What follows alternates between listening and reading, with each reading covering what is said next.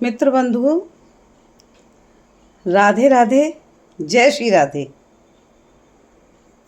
और आज जो विषय है वो अभी जो पितृपक्ष चल रहे हैं उसी के आधार पर ये मेरा विषय है।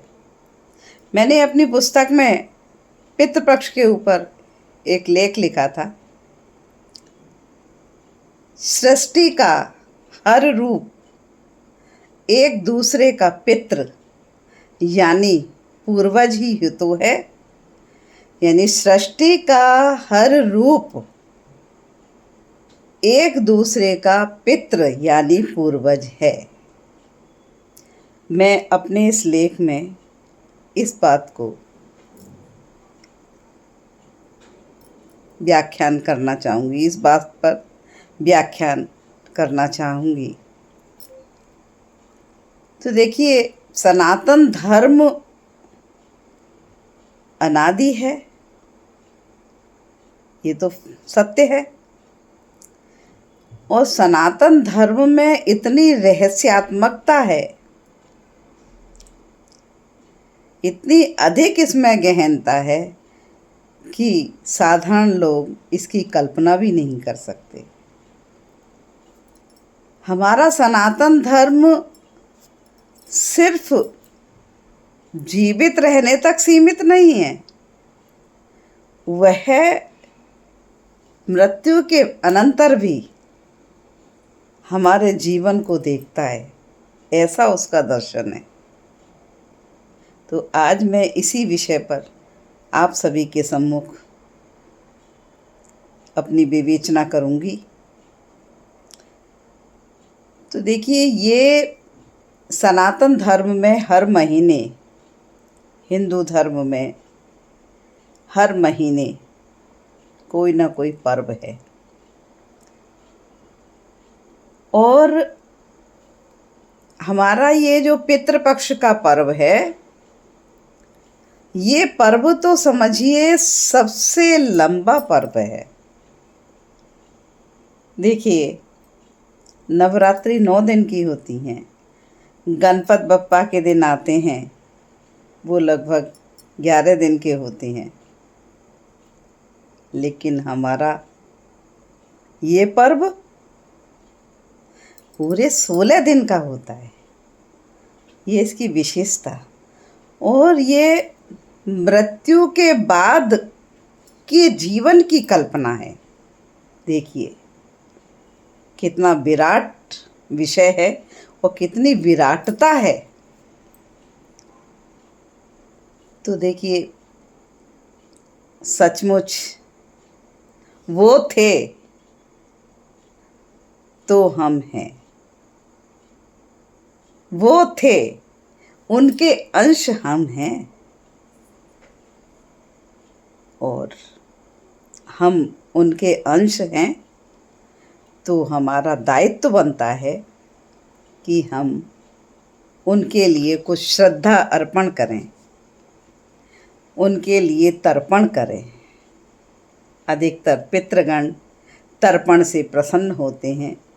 तर्पण यानी जल और कुशा के माध्यम से अपने पितरों के नाम से, अपने पूर्वजों के नाम से, अपने माता पिता के नाम से अधिकतर लोग तर्पण करते हैं। हालांकि बहुत लोग इस क्रिया विधि को नहीं कर पा रहे, नहीं करते हैं। लेकिन ब्राह्मण को भोजन कराना वे अवश्य करते हैं। आप लोग सोचेंगे कि ब्राह्मण को भोजन कराने से क्या उन पितरों तक पहुंच जाता है? तो देखिए, हर चीज़ का एक गहनता है, विशद विश्लेषण है। कि अगर हम अमेरिका में जाते हैं और अमेरिका की करेंसी हमारे पास अगर नहीं है, तो हम अपनी करेंसी वहाँ जमा करके उसको अमेरिका की करेंसी से हम वहाँ ख़रीदारी कर सकते हैं, है ना। यानी वहाँ पर हमारी अमेरिका वाली करेंसी, हमारी खुद की करेंसी है, वो अमेरिका की करेंसी में बदल जाती है। तो इसी तरह का कुछ विश्लेषण इस संदर्भ में भी है। तो मैं अपने इसी विषय को आपके सम्मुख प्रस्तुत करूंगी। जो मैं समझ सकी हूँ, जो मेरे अंतर मन के भाव हैं, उसके आधार पर मैंने अब तक जो समझा है, जो सुना है संतों के माध्यम से, और जो कुछ अनुभूत हो रहा है मुझे भी, उसी संबंध में मैं विचार कर रही हूँ, अपनी प्रस्तुति कर रही हूँ। तो पहले मैं पितरों के नाम से एक ध्यान भजन आपके सामने प्रस्तुत कर रही हूँ, और उसके बाद मैं इस पर कुछ विश्लेषण करूँगी कि किस तरह से सृष्टि का हर रूप एक दूसरे का पितृ यानी एक दूसरे का पूर्वज है। हम अज्ञानी जन हैं, बात न समझे कोई। हम अज्ञानी जन हैं, बात न समझे कोई। बुरा कभी मानो नहीं, दुर्गुण होवे कोई। दीप ज्योति हमने करी, ली जो पंथ निहार। सुख गर होवे पितर जो, लड्डू पूड़ी को करो आहार। सेवा कछु कीनी नहीं, दीनो नहीं कछु ध्यान। गलती को माफ़ी करो, मेरे पितर सुजान। गलती को माफ़ी करो, मेरे पितर सुजान। नमस्कार पुनरो करूं, रखियो हमरो ध्यान। हस्त शीस धरते रहो, तुम हो कृपा निधान। हस्त शीस धरते रहो, तुम हो कृपा निधान। तो इस तरह से हम उनके अंश रूप अपने पूर्वजों के कृतज्ञ हैं कि उन्होंने हमको अपना अंश प्रदान किया। एक बात और बताती हूँ आपको कि जब कभी भी आप एक चार्ट बनाएं, तो चार्ट में हम सबसे नीचे होंगे और सबसे ऊपर हमारे पितृगण होते जाएंगे। पिता, दादा, परदादा, इस तरह से ये ऊर्ध्वगामी चलता चला जाएगा, है ना। तो देखिए, परमात्मा की जो सृष्टि है उसका कण कण ही महान है और रहस्यात्मकता से भरा हुआ है, परिपूरित है रहस्यात्मकता से। प्रभु द्वारा कई रूपों में निर्मित और ये सृष्टि परिवर्तित होती रहती है, यह भी सत्य है। जन्मना और मृत्यु को प्राप्त हो जाना, जन्मना और मृत्यु को प्राप्त हो जाना, यह भी सृष्टि में अबाध गति से चल रहा है, अनवरत चलता रहता है। ये चक्र आवागमन का हमारे जीवन में निरंतर चल रहा है। जन्मते ही हम सभी एक दूसरे से, जन्म होते ही हम सभी किसी ना किसी रिश्ते में बंध जाते हैं और हमारी मृत्यु के पश्चात तक भी शरीर के ये नाते रिश्ते पीढ़ी दर पीढ़ी जुड़े रहते हैं। ये इसकी विशेषता है। सनातन संस्कृति में ये बहुत बड़ी विशेषता है। मुझे और नहीं मालूम अन्य मजहबों का या अन्य धर्मावलंबियों का कि उनके यहाँ किस तरह से इसको प्रस्तुत किया जाता है, किस तरह से वो अपनी मन भावनाएं अपने पूर्वजों तक पहुंचाते हैं। मुझे अपने सनातन धर्म संस्कृति के बारे में ये अनुभव है। तो देखिए, उन रिश्तों को हम सभी याद कैसे करते हैं? इस पितृपक्ष में इसको श्राद्ध मानकर श्रद्धा से हम अपने पूर्वजों को तृप्त करते हैं। अब अगर हम गहन दृष्टि डालें तो हम सभी ही संसार में एक दूसरे का श्राद्ध करते हैं। हम सभी ही संसार में एक दूसरे का श्राद्ध करते हैं। वो कैसे? क्योंकि मृत्यु के पश्चात जन्म और जन्म के पश्चात मृत्यु का यह क्रम अनवरत चलता ही रहता है। यद्यपि जन्मों के रिश्ते नातों को ये हर रूप में हर बार हमारे सत्कर्मों और असत कर्मों के अनुसार बदलता रहता है। नवीन जन्म मिलता है, हमारे कर्मों के अनुसार ही सब निश्चित होता है और हम सभी संसार में पुनः पुनः आते रहते हैं। तो इस तरह से ये अनवरत अबाध गति से चल रहा है। अच्छा, श्राद्ध के दिनों में खिलाया हुआ भोजन हम सभी को उन्हीं रूपों में प्राप्त हो जाता है। आप आश्चर्य करोगे, ऐसा ग्रंथों का कहना है, संतों का कहना है, गरुड़ पुराण का कहना है कि हम मानव रूप में जो श्राद्ध करते हैं, जो भोजन हम ब्राह्मण को दे रहे हैं, खिला रहे हैं, उसका जो पुण्य रहता है, उसका जो पुण्य प्रभाव होता है, वो अन्य योनियों में गए हुए हमारे पितृगणों को उनके भोजन के रूप में वहाँ प्राप्त होता है। ऐसी कल्पना है, ऐसी सच्चाई है। कल्पना तो है ही, ऐसी सच्चाई भी है। क्योंकि हमारा यहाँ का करेंसी अमेरिका में अमेरिकन करेंसी के रूप में बदल जाता है ना।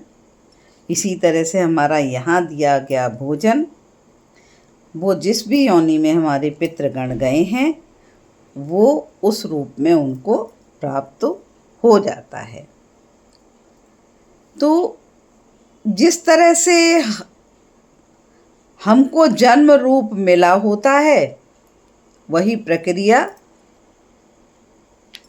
उस रूप में जाके प्राप्त हो जाती है। जैसे मैंने लिखा है इसमें कि एक देश का रुपया दूसरे देश में वहाँ के डॉलर, पौंड के रूप में बदल जाता है। श्राद्ध के दिनों में हमारे द्वारा अधिकतर बहुत लोगों का, यानी पशु पक्षियों का, जीव जंतुओं का और सृष्टि के अनेकानेक लोगों का, प्राणियों का भला भी होता है। वैसे हम चाहे किसी को ना दें, लेकिन श्राद्ध पक्ष के दिनों में हम कौआ, कुत्ता, गाय को तो रोज़ ही देना चाहिए, बाकी के इन जीव जंतुओं को भी हम देते हैं उस दिन। विशेषकर श्राद्ध का भोजन कौओं के माध्यम से पितृगणों तक पहुंचता है। वो वाहक है कौआ, क्रॉ,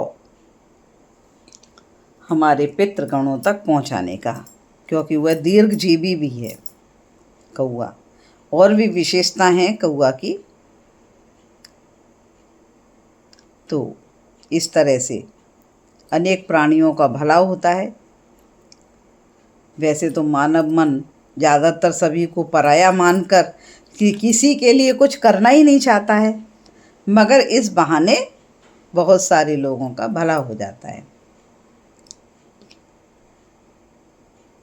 तो मैंने ये भी सोचा था कि किस तरह से हम सृष्टि का सृष्टि का हर रूप एक दूसरे का पूर्वज यानी पितृ कैसे है, इस पर भी विचार करने वाली बात है।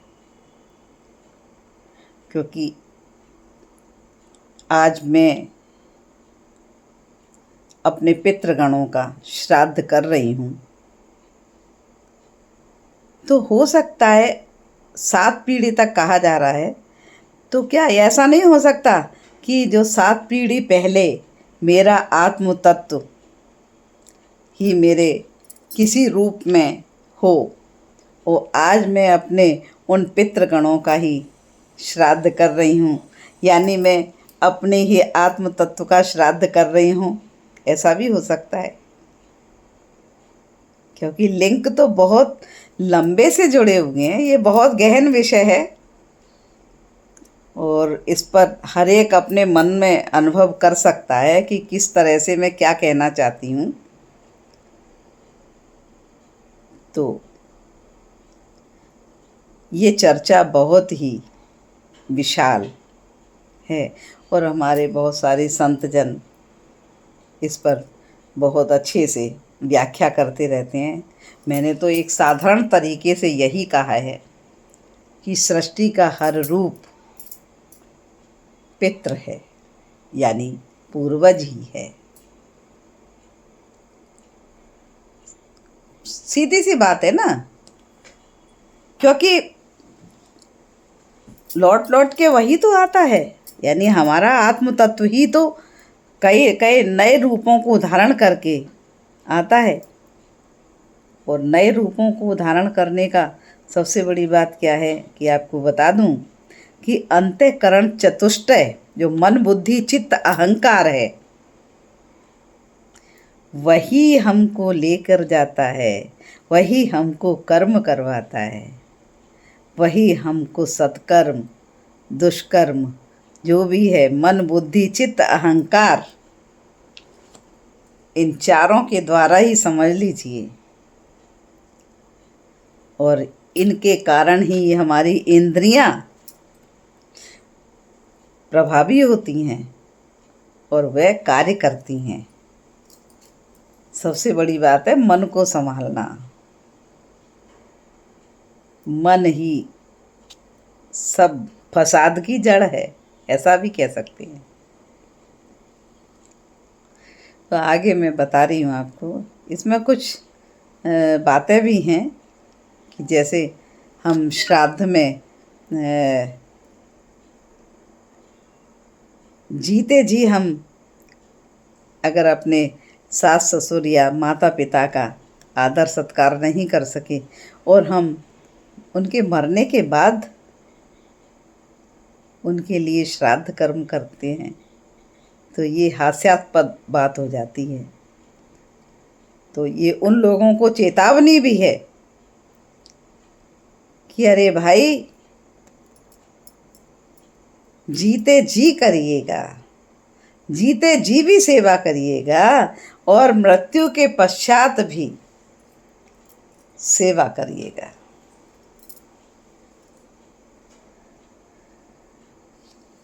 तो जीते जी एक पुत्र वधू ने भले ही अपने बुजुर्गों के प्रति श्रद्धा का भाव न रखा हो,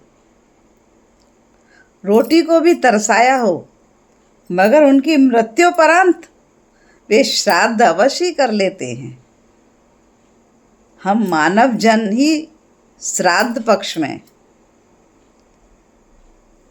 जिस स्थिति को हमारे जन की मृत्यु होती है, उस तिथि को ब्राह्मण को भोजन करने के लिए हम सादर आमंत्रित करते हैं उसको, और सोचते हैं हमारे आत्मीय जन आकर किसी ना किसी रूप में भोजन ग्रहण करेंगे और हमको आशीर्वाद देकर जाएंगे। श्राद्ध के दिन पवित्र मन से स्नान आदि करके जिसका श्राद्ध है उसके नाम से अंजलि में जल लेकर तर्पण करना चाहिए। कुछ इस तरह का तर्पण करने का विधान है। वो इतने गहरा इतने क्रिया पर नहीं जाऊंगी मैं, लेकिन बता रही हूँ जैसा मैंने देखा है इस तरह से उनका रहता है। तो श्राद्ध के दिन पवित्र मन से ये सब कार्य करने हैं और जो भोजन बनाया गया है उसमें से गाय के लिए, कुत्ते के लिए, कौवे के लिए, देव अथवा कन्या के लिए और चींटी के लिए इस तरह 5 जगह निकाल कर उन्हें देना चाहिए। उस दिन श्रीमद् भगवद गीता के 7वें अध्याय का पाठ कर सकते हैं, 15वें अध्याय का पाठ कर सकते हैं। और सबसे बड़ी बात है कि भगवद गीता का पाठ करके उस पाठ का फल अपने पितरों को अर्पण कर देने का, अपने पितरों को दे देने का, जिससे कि वो जहाँ कहीं भी होंगे तो उनकी सद्गति हो जाए। इसलिए ऐसा करना चाहिए। गरीबों को अनाथालय में जाकर भी अपने पूर्वजों के निमित्त दान धर्म कर सकते हो। लोग बाग कहते हैं कि ब्राह्मण को क्यों खिलाना है, वृद्धाश्रम में दे दिया जाएगा, ऐसे ही दान धर्म कर दिया जाएगा। देखिए, जो जिस काम के नियुक्त किया गया है अगर उसको दिया जाएगा तो उसके माध्यम से पितरों तक पहुंचेगा। ये भी बात है, क्योंकि ब्राह्मण के माध्यम से हमको ग्रंथों के रहस्य की जानकारी मिलती है। तो सभी का अपना अपना एक दायित्व है, एक कर्म है, और उनके माध्यम से ही सब क्रियाकलाप कर्मकांड होते हैं। तो हमको ब्राह्मणों को देने में आपत्ति क्यों? देना चाहिए। हालांकि अब कहा जाए अपवाद स्वरूप कि आज ब्राह्मण ब्राह्मणत्व को खोने में लगे हैं, तो मेरे अर्ज यही होगा कि ब्राह्मण अपने आप को पहचाने। पहचानना तो खैर सभी को है अपने आप को। मैं बार बार विषय से हट जाती हूँ क्योंकि बहुत सारे बातें मेरे दिमाग में चलती रहती हैं। खैर, तो हम दान धर्म करने की कोई भी मेड़ नहीं है, आप कहीं भी दान धर्म कर सकते हो, लेकिन जो जिसके निमित्त है वह अवश्य करिएगा। सभी को अपना मानकर सेवा की जा सकती है और करनी भी चाहिए। शुभ विचार, शुभ कर्म हमारे आने वाले जीवन को उत्कृष्ट बनाते हैं। इस तरह हम सभी ही एक दूसरे का ही श्राद्ध करते हैं, यह सत्य है। हम सभी एक दूसरे के प्रति प्रेमपूर्ण आदर का भाव रखते हुए जीवन यापन करें, करते रहें, तो संसार का रूप बहुत ही सुंदर होगा। आप सभी मेरी बातों से अवश्य सहमत होंगे, अथवा ना हो तो भी सत्यता तो यही है कि यदि हम सभी लोग प्रेमपूर्ण तरीके से रहें तो संसार, प्रभु की, परमात्मा की सृष्टि कितनी और सौंदर्यमयी होगी। परमात्मा की सृष्टि तो सौंदर्यमयी है ही, लेकिन हम इसको संवारें, आपस में प्रेम भाव रखकर तो ये सृष्टि बहुत सुंदर होगी और सृष्टि रचयिता भी बहुत ही प्रसन्न होंगे। ये मेरा विषय मैंने आज लिया था पितृपक्ष के दिनों में। आशा है आप सभी को अवश्य पसंद आएगा। आप सभी अवश्य ही इसको सुनिएगा, कमेंट्स कीजिएगा, सब्सक्राइब कीजिएगा अगर नए लोग जुड़ते हैं तो, और मुझे कमेंट से बताइएगा कि आपको ये विषय कैसा लगा। और सभी जन अपने पूर्वजों के निमित्त इन दिनों अवश्य ही कुछ ना कुछ तिथियों के अनुसार करें, अथवा तो अमावस का दिन जब अंतिम दिन होता है तो उस दिन अपने सभी जो भी पूर्वज हैं, भूले बिसरे, याद के न याद के, जो भी हैं, उन सभी के निमित्त तर्पण और ब्राह्मण भोज अवश्य करें और अपने पुण्यों को अपने पितरों के लिए भी अर्पण करें, जिससे कि वो जहाँ कहीं भी हों अपने पितृगण वो प्रसन्न चित्त हो जाएं और आपको धन धान्य से वंश वृद्धि से परिपूरित करें।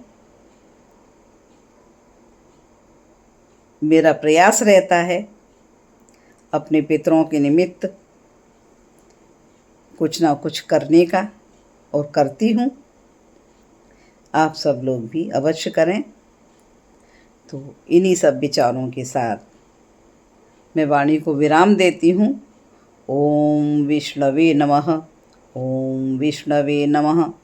ओम विष्णवे नमः। हरये नमः। हरये नमः। हरये नमः।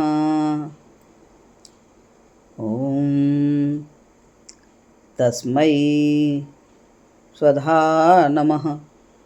तस्मै स्वधा नमः। तस्मै स्वधा नमः। कहा जाता है कि पितृपक्ष में जब भी हवन किया जाता है तो स्वधा के द्वारा किया जाता है। अर्यमा की पत्नी स्वधा, और साधारण तौर पर जब पूजा पाठ में हवन किया जाता है तो वहाँ पर स्वाहा बोला जाता है, तो यहाँ पर स्वधा बोला जाता है। तो धन्यवाद आप सभी का। आप अवश्य ही सुनिएगा इस विषय को।